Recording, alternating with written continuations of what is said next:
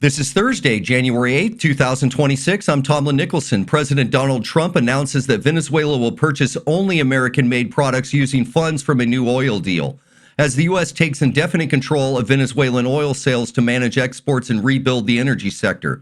The move follows the recent capture of former leader Nicolás Maduro, aiming to stabilize the region while benefiting U.S. interests. An ICE agent fatally shot a protester in Minneapolis who allegedly drove a vehicle towards an officer during an immigration operation, prompting widespread protests and calls for federal withdrawal from the city.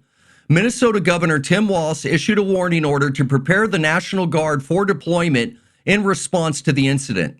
The Department of Justice is surging prosecutors to Minnesota to investigate a massive Somali fraud scandal involving misuse of COVID-19 funds, with accusations that Democrats blocked auditors and blacklisted whistleblowers. A key figure in a $250 million welfare fraud case has been ordered to forfeit luxury items, highlighting ongoing efforts to recover taxpayer money. President Trump's administration released reformed dietary guidelines through 2030, prompting protein-rich diets and declaring an end to misinformation and dietary advice. The update emphasizes saturated fats, whole foods, and addresses adult picky eating as part of a broader health policy changes.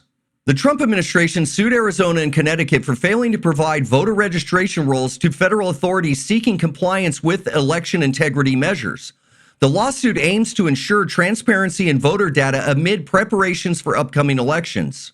President Trump warned defense contractor Raytheon of potential business losses over stock buybacks, urging a focus on production while partnering with Lockheed Martin to increase Patriot missile output. Additionally, the U.S. could receive up to 50 million barrels of Venezuelan oil following Maduro's capture. Democrats in Congress renewed calls to impeach President Trump over military operations in Venezuela that led to Maduro's arrest, citing lack of congressional approval. The White House responded by attributing January 6 events to Democrats escalating partisan tensions.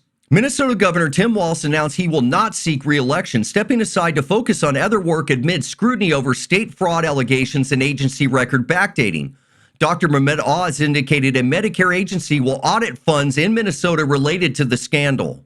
California Governor Gavin Newsom's office dismissed President Trump's fraud investigation claims as work of a deranged habitual liar, emphasizing that the state has blocked over $125 billion in fraud and arrested criminals for leeching off taxpayers. The statement accused Trump of celebrating scam artists, while Newsom protects families from such threats, amid a freeze on $10 billion in federal child care funds.